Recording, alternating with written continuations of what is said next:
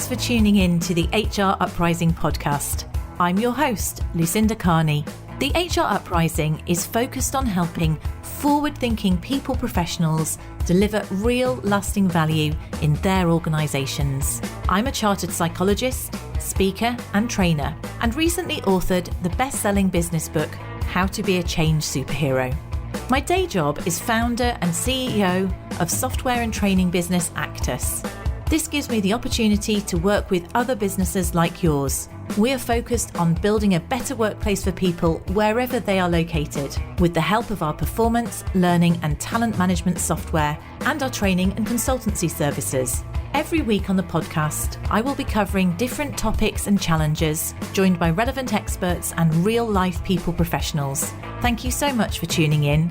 I really hope you enjoy and get value from this week's episode.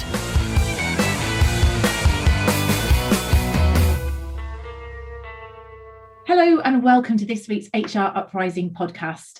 I'm really excited today because we're joined by one of our Actus customers who is going to give us one of our CEO insights to what a CEO really wants or looks for in an HR professional or in their HR partner.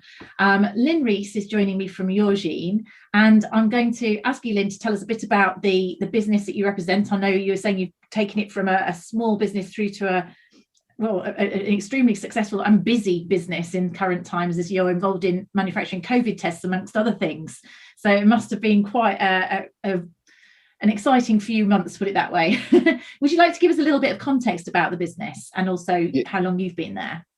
Yeah, sure, Lucinda, and thanks very much for giving us this opportunity today. So Yourgene Health specialises in molecular technology. That's really sort of the cutting edge of diagnostics. Probably none of us would have known what that was pre-COVID, but I think we're all up to speed now with all the various testing methods that we have around there. I've been in the business for 3 years. When I joined the organisation, we were about 4 million turnover and probably about 30 staff in the UK, maybe 20 staff throughout the world. We've got a facility in APAC in Taipei. And really the business plan is to grow and stretch that customer base. We've got this fantastic technology that, can really find small amounts of things in our human body, which allows us to give really rapid diagnosis. And we believe, that giving that technology to as many people and a broader target audience as possible improves a lot of people's health outcomes, makes for better lifestyles for people. And that's the overarching ambition, to take this core technology that the company had grown and really only sold in the UK and a little bit of Europe, and to commercialize that on a global basis as the market develops and consolidates, having a wide range of products so that we continue to, kind of excite and delight our customers. And where I sit today, I've been in the business 3 years. We're probably set to deliver somewhere north of 25 million turnover this year. Gosh, we're probably over 250 staff, and we have increased our geographical locations to include Australia, America, Vancouver in Canada. And we've got people working remotely out of their territories in Germany and France. So we're on our way to becoming hopefully a 500 million market cap business, which is our ambition as an organization. And going through a lot of change as part of that process, taking the business from effectively a startup and a startup mentality where kind of everyone knew what everyone had for dinner the night before and often socializing in the same bars and pubs, to a business that doesn't rely necessarily on people but relies on systems and processes with great people to operate them. And we're in the middle of that journey at the moment. So that's what you would probably say is exponential. I think that would be reasonable in terms of both turnover, but also people growth. It's many, many times in just 3 years is what you've overseen. Was that your remit to come in? Did you see that was the sort of the plan, or did you create the plan and deliver it? Well, the market, the addressable growth was there in the market. This is really sort of cutting edge technology, and there's about 180 million new births each year in the market. And our technology, one piece of our technology, gives mums to be at sort of 8 weeks all the information they need as to whether there's a genetic risk around the fetus. And have not given birth myself 3 times, obviously, but having been through that process with my wife and our 3 daughters, the earlier you can give some information that presents a clear path forward, whether that's amniocentesis and further scans, or you're fine, just go and relax.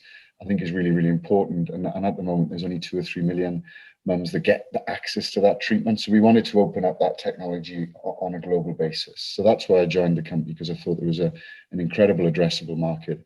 And Yourgene as an organization had this fantastic scientific capability. So when I joined, we got together as a leadership team. We rented a couple of rooms and did the old whiteboard sessions to see where we wanted to go, and created a journey. And as I was looking around the room, it was quite evident to me that there was no champion of people there.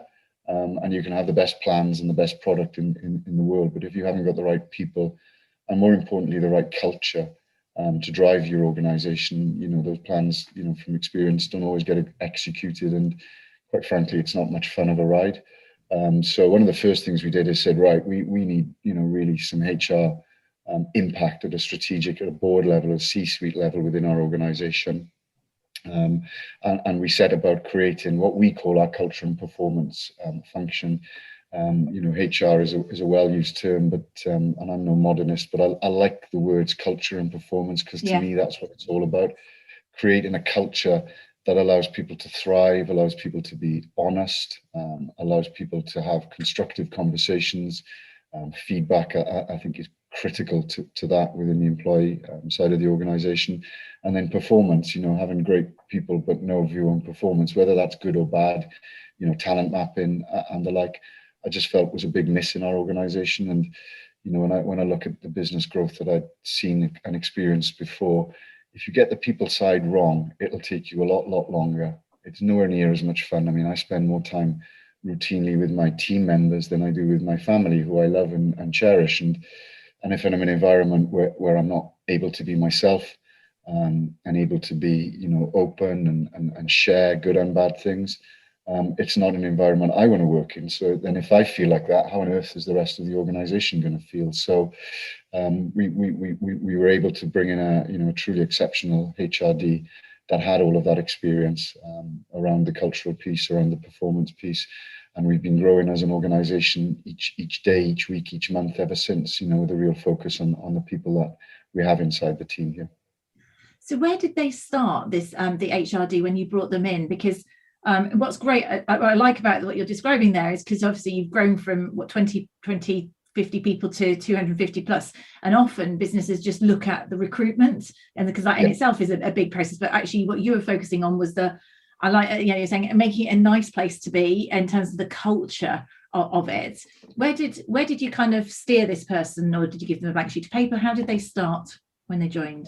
We spent a bit of time. We went through the strategic plan, and there was lots of meetings with co-leaders to understand where the pinch points and where the pressure points, or where previous performance hadn't really been where it should be.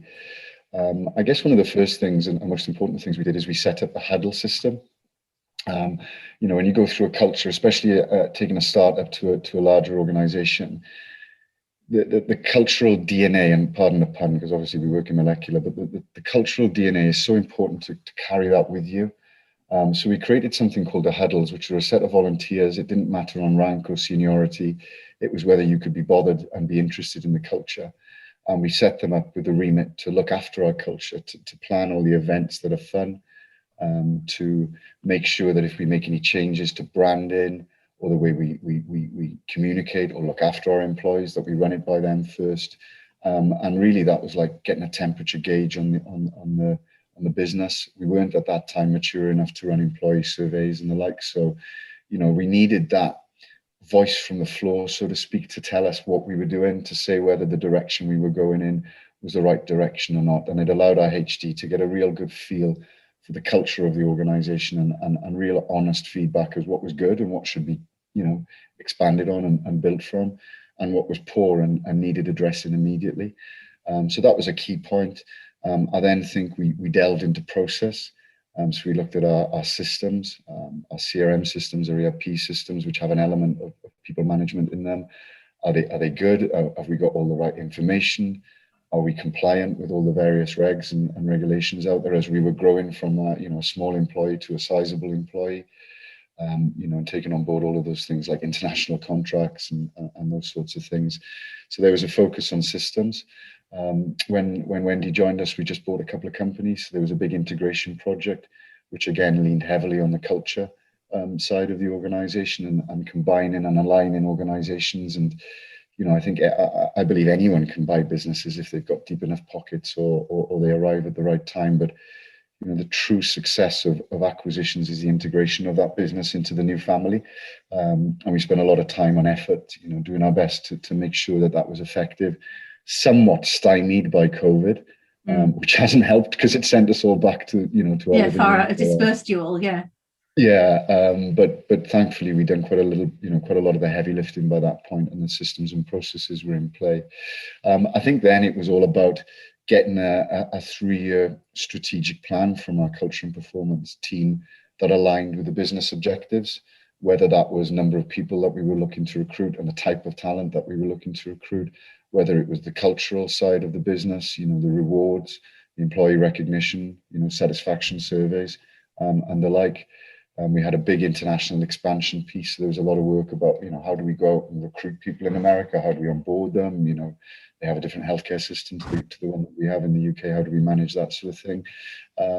So that strategic plan was put in place and incorporated alongside the pre-existing 3-year strategic plan, which in my view really gave HRD a seat at the C-suite table at that point, and allowed them to be very influential in the direction that we're taking our people. And the kind of culture that we're trying to create. And as I said, I think we've had far more wins than failures in that area, but it's been certainly more challenging under the COVID landscape to continue those plans. And that's probably been the biggest challenge. I mean, if I'm honest and I look myself in the mirror, was I really coping and surviving with the new way of life? I hadn't been home in 18 years, and one morning my wife woke up and said, "If you ask me again what we're going to do today, I'm gonna kick you out of the house." And she firmly meant it, and it was, gosh, because you're in Swansea. Were you in the head office is in Manchester, isn't it? So is that what you're saying? You were actually used to being away from home, and COVID brought you to be in your attic office or over the garage office? Yeah, fundamentally. I mean, as the CEO, you obviously, you've got a role to do in the organization, but I wasn't more important than the guys that were there making the COVID tests or running the COVID sequencing, and the 4 or 5 hour train journey that required for me to get there was a risk. So all of a sudden, I'm not a key employee. I'm stuck at home. I don't know whether I'm wearing a shirt and tie or pajamas and a vest, and it was just strange. So one of the first things we did is we set up some resilience boot camps. We brought in a team of sort of guest lecturers that had traveled the world single-handedly on, little yachts or climbed Everest to talk to us about challenge, to talk to us about mental well-being and looking after yourself. And to talk to us about adaptation and having a sort of an open mindset and not being fixed to what was the past and being open to what's coming. We ran lots of social events, so we had virtual team meetings and quizzes, and I'm sure we're all fed up to the teeth with those now. We've probably done too many. Notice worn off. Yeah, it certainly has, but we tried a way. We were always we're quite a social business. We all end up in a pub or a bowling alley or a cinema or a badminton court together.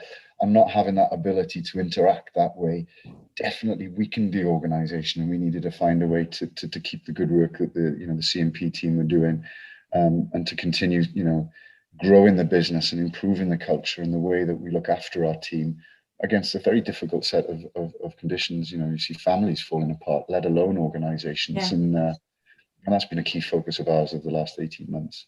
So you come over as being really, really human organisation, really people first or people centric, and not every CEO sees things that way. Is that you as a person? It must be to a certain extent, or is that something that you've learned in your previous roles? The importance of it. Often it's easy to go, second to the balance sheet type thing, the people stuff. You look, it seems to be coming over as a massive priority to you. Yeah, I mean, I was always in previous years and more fitter years a rugby player, and I learned on the field that I'd rather have a team around me that were prepared to run through brick walls for me than to have a team around me that were capable of running through brick walls but only wanted to do them when they felt it was the right time. So I'd had the privilege of working with or being part of teams that on any day could have beaten any team you put in front of them, and I had the privilege of being in some teams that were so talented they should have beaten everyone, but didn't often get those results. So I think that I'd always been a bit of a team player, and I'd always preferred to celebrate the success with my friends and colleagues as opposed to individually going off in in a dark room and saying, didn't I play well today, and wasn't I great? So I think that team ethic very much came from sport. And then I was fortunate enough in my career, to build quite a lot of businesses from that. I started off working in a huge Japanese mega organization where I was, I had good team dynamic on a team level and a local level, but I couldn't get that at a global level. And I found that frustrating. But I was lucky enough in the main part of my career, to build businesses from 5 people to 2,000 people. And I learned those lessons the hard way. I learned that you can quickly lose culture. It's a bit like a car, just because it starts the first time when you buy it, from the garage. If you don't service it and look after it, and you get in it one day, and you shouldn't really be surprised if it doesn't start, or if it's leaking, or it's falling apart. And I lived through some of those experiences with culture, and ultimately, I firmly believe that the business is only as good as the people in it. And having learned some of those lessons and enjoyed some of the wins from focusing on people, it was very much in my DNA to make sure that Yourgene had that kind of culture, had that retrospective, be able to look itself and hold a mirror up to itself and constantly ask the question, are we doing as good as we can, and could we be doing better? And you never nail that. You never get an employee survey back that says you're the best company in the world, you're the best CEO in the world, we love you. When we're not striving for that, but ultimately, I don't want people cheering when they come through the office in the morning, but I want them smiling. I want them thinking, great, another day, at Yourgene, what I'm doing makes makes a real difference to people's lives. I mean, the products, we launched a product about 8 months ago that, for anyone that's having to go through chemotherapy, it's a very simple test that tells you whether that chemotherapy is going to kill you or not. And it wasn't even known and talked about in the market that there's a chemotherapy that's the most widely used in the world that kills 5% of the people that have it. And these people are often so ill, it kind of doesn't matter. Well, it does matter. To be able to say, and I've seen that product work in a live setting, and to be able to say, we saved someone's life today, and to go home and be able to talk about that with family members or colleagues or whoever you're in the pub or whatever with, I just think it's so empowering. And yeah, I just wanted to get that message out there and make sure that we make the most of our great people and the great work that we do as an organisation. That's given me goosebumps. What a great thing. Just sorry, going into the technical, I know we're talking at the HR piece. So of the 5% that chemotherapy would kill, is there a different option for them? Yeah. So right. It's moving into kind of personalised medicine. So some of those 5 people, I should say, would have a slightly lower dose because they can handle a lower dose right. from a genotype that's position. Major, isn't it? Well, how some fulfilling people would, though? no. Yeah. I can see why you're passionate about making a difference and have people to really buy into the strategy of what you're doing, but also your point about you can still quickly lose culture, so you can still that won't take people all the way, that won't retain people unless you've got the culture piece right as well. So in terms of your strategic plan, in terms of your growth, obviously it wasn't all pure recruitment, but you've been bringing in cultures as well, so you've been integrating. Would you say, I suppose there's a couple of questions. One is about, what are your tips for integrating cultures when you've been scaling in size so much? Because certainly, if you have you can have a sort of small, sort of a clan-like culture if you're a small business, but now you're international, you're bringing in different things. What sort of practical things have you done to try and, build a cohesive culture? Great question. So we've opened our eyes to the global positioning, so if I was a Welsh business, we'd be celebrating St. David's Day and a Grand Slam event. But, as a Welshman, I had to say, if you want to take a few hours off to watch England in the final of the Euros, that's fine. Reluctantly. We've got team members in Taipei in Australia, so understanding significant holidays for our people, the different cultures, the different religions in the business, and make sure that our culture was really a global culture and wasn't a culture that grew out of a small group of people in Manchester, for example.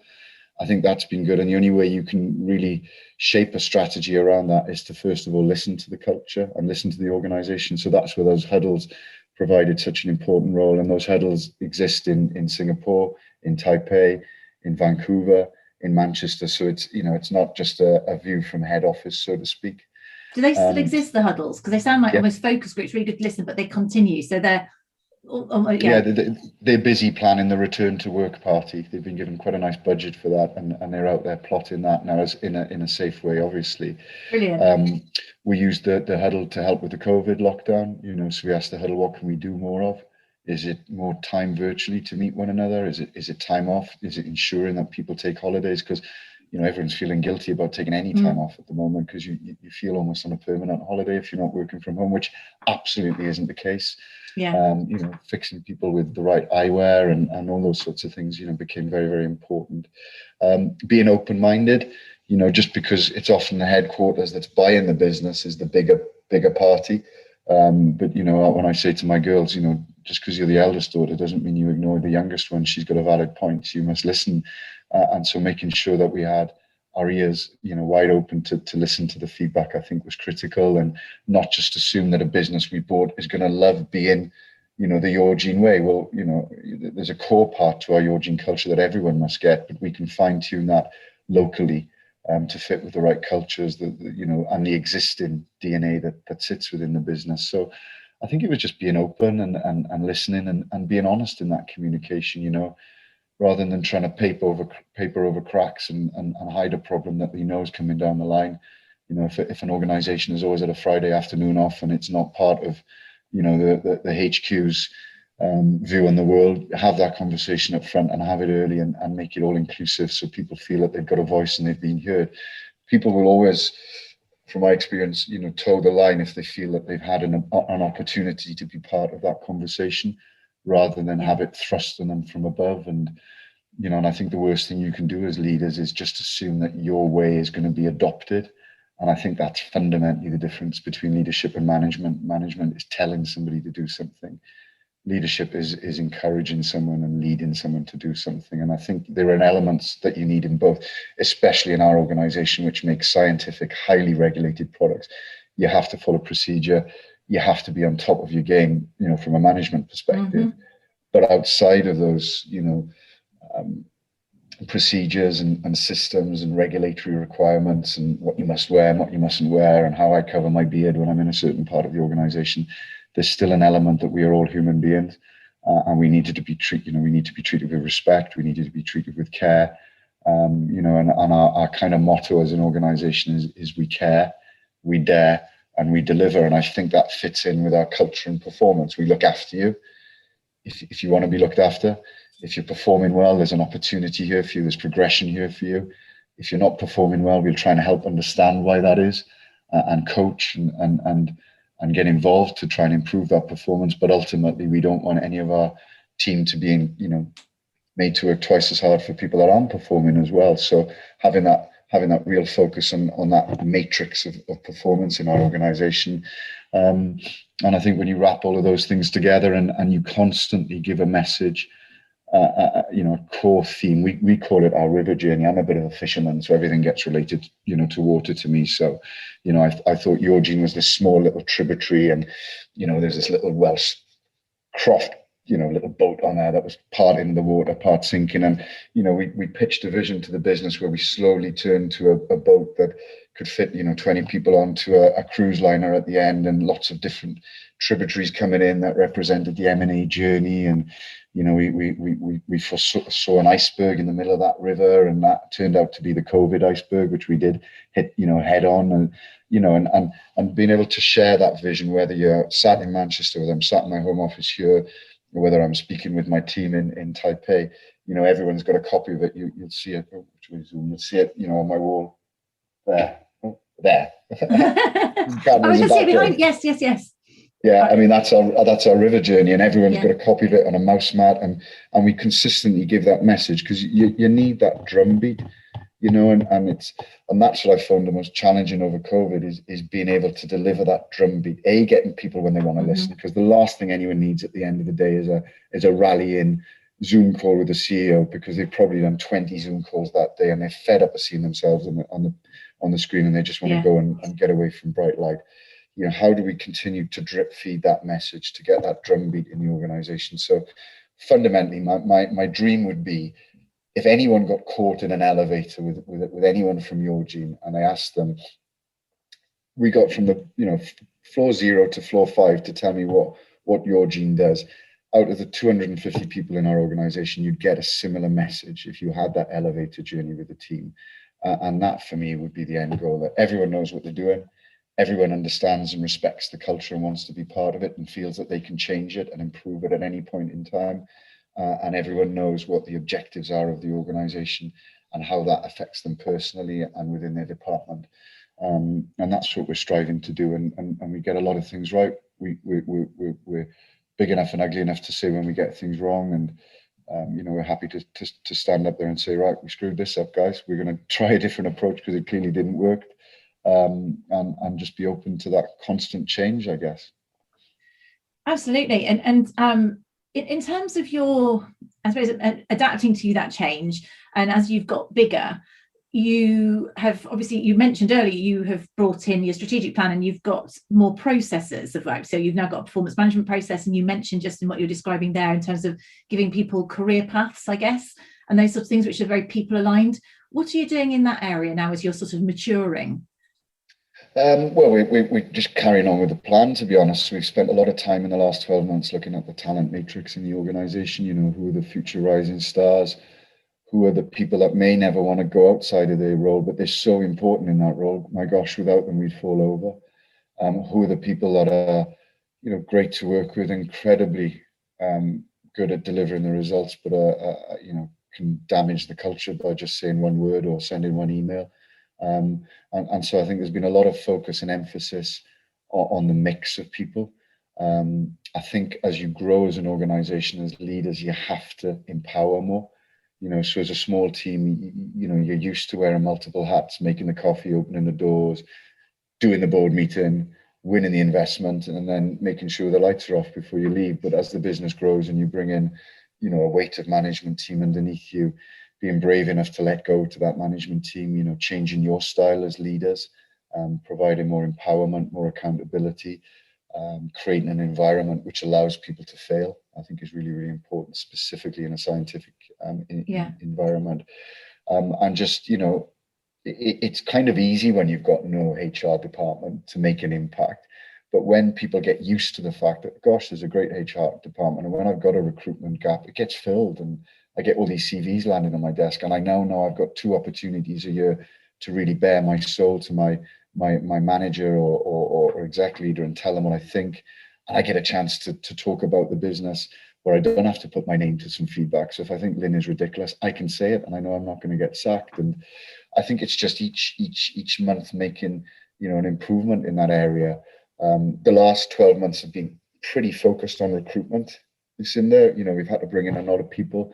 And I had a horrible, Wendy gave me a stat the other day. She said 46% of our staff have now been with us less than a year. Wow.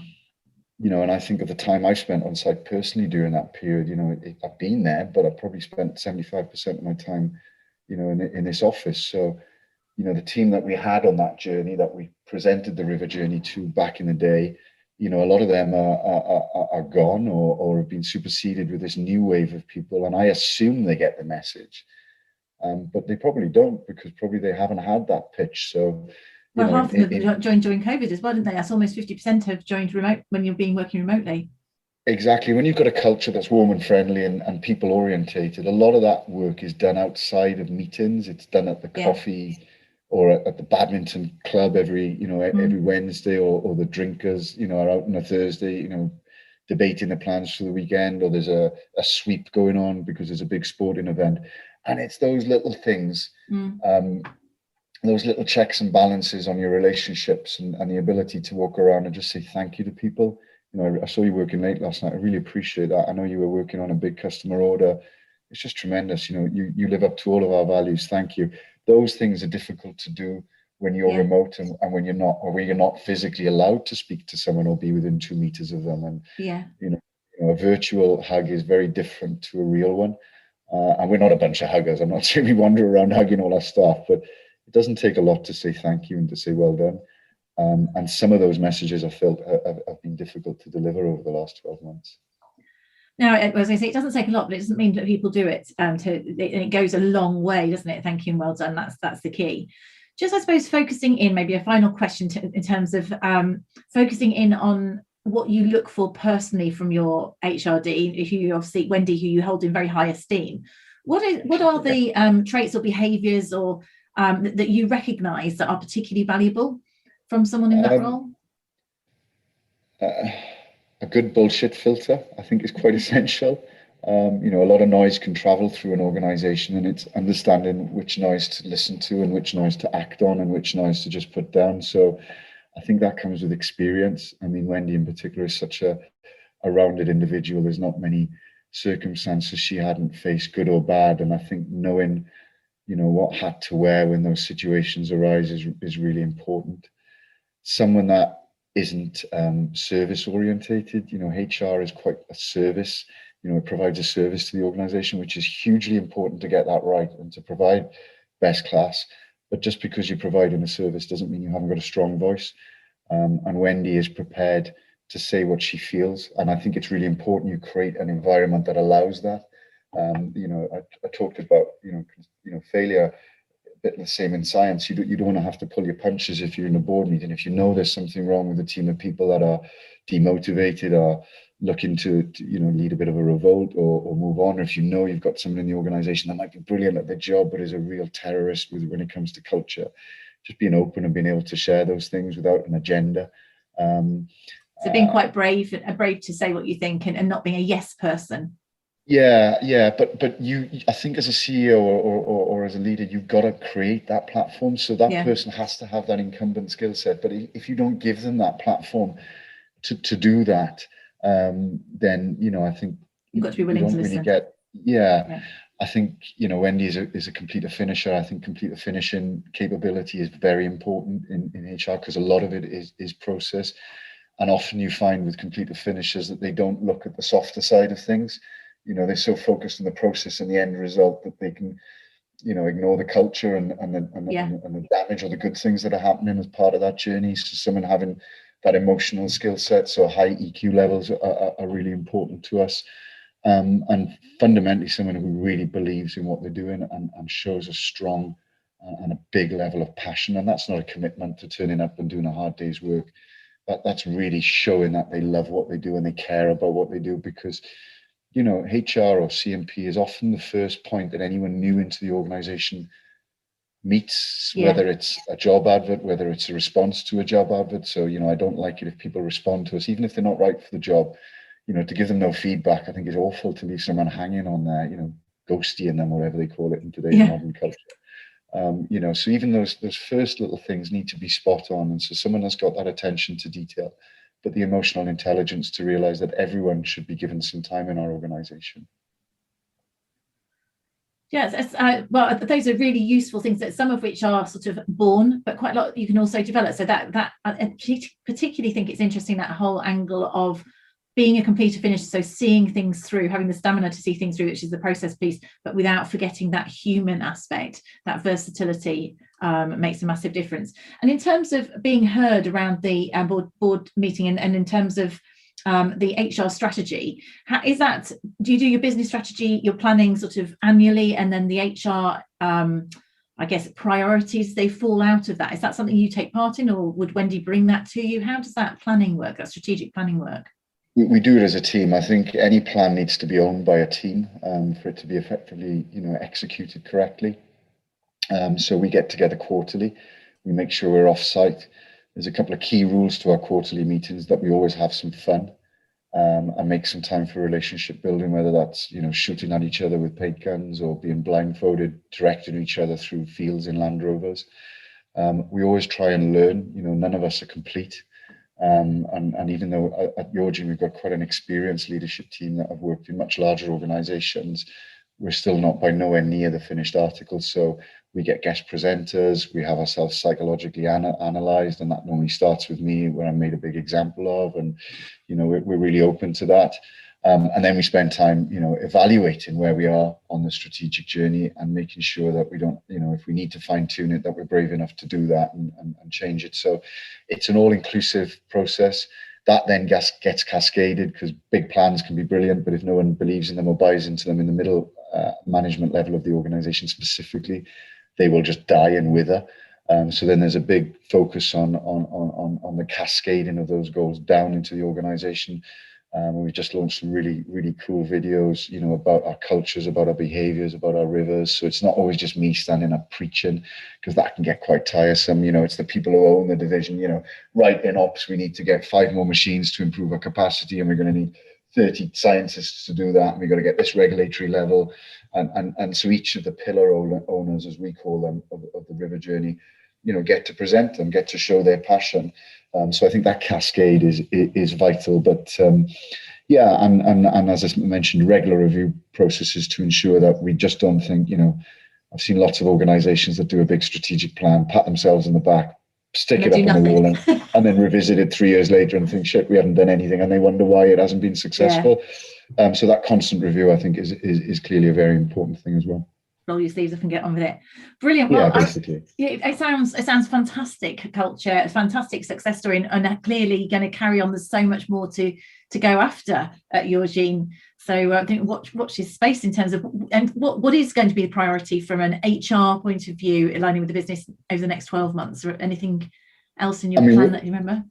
We're delighted at the success that we've had, but we're nowhere near the finished article. And I think, Lucinda, the key for me is to play catch up post-COVID. Yeah. Our number one priority in COVID was keeping people safe. And we needed to keep people safe, because we were allowing people into airports, into the jobs. We were keeping at one point, I think we were doing the Mission Impossible film stat, so there wouldn't be another Mission Impossible film if it wasn't for our COVID sort of testing team. Oh, right. Yes. First of all, it was keeping people safe. And I think as a result of that and the way we've worked, we have gone backwards in culture, and I'll be open and honest about that. I think all of us as human beings have experienced pain and challenge in our day-to-day lives. And I want a real focus that when we're back in the swing of things in September, that we can really reboot that cultural piece. Re-energize it.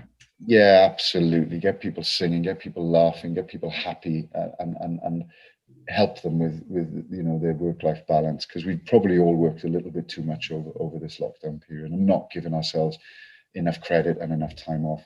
I think then outside of that, it's the US. That's such a key market for us. It's the largest healthcare market there in the world. We've got some great team members there. It's building an organization around that.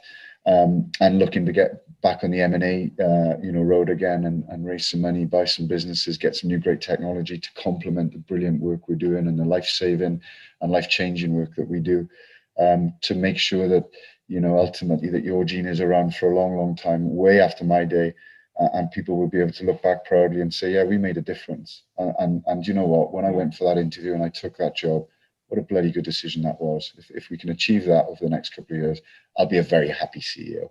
Fantastic. I think there might be a few job applications coming your way off the back of this podcast. It sounds like a fantastic place to work. Lyn, thank you so much for being so generous with your time today. Wish you every success personally and as a business. I'll definitely be watching with interest, and I really appreciate your time coming on the podcast. No problem. It's an absolute pleasure to talk about HR and anytime, Lucinda, and it's a pleasure to meet you. Thank you very, very much. Thank you very much for your time. I really hope you found this week's episode useful and enjoyable. If you did, perhaps you could recommend us to a friend or colleague, or give us a review on your platform of choice. It really helps new listeners to find us. Now you can access links to any of the information mentioned in this show via the website www.hruprising.com. Further free resources are also available at www.actus.co.uk. There you can also find out more about our software and training solutions. Finally, why not join our LinkedIn group, the HR Uprising, to share ideas and collaborate with other like-minded people professionals. Thank you for listening to the HR Uprising podcast.